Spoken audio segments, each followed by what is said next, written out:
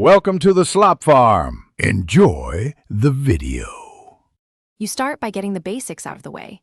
Make sure Quest and the game are up to date, then turn on Oculus hand tracking and settings so the system can see your hands.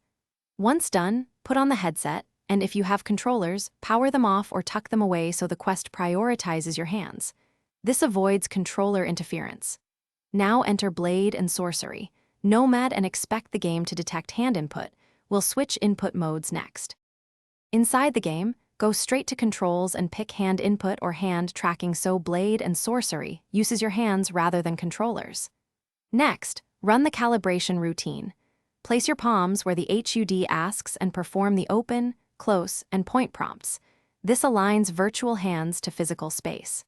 Make sure to tweak reach and grab sensitivity to match how you naturally close your hand, and enable gesture shortcuts for grabs or spell menus, so interactions feel immediate and intuitive.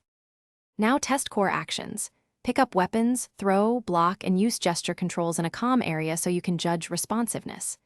If tracking feels jittery, improve room lighting and keep hands visible to the headset. Occlusion from body or props causes most issues.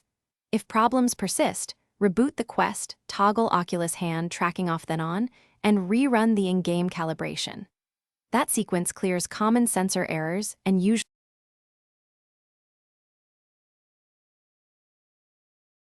Thanks for watching. Consider subscribing if we helped you today.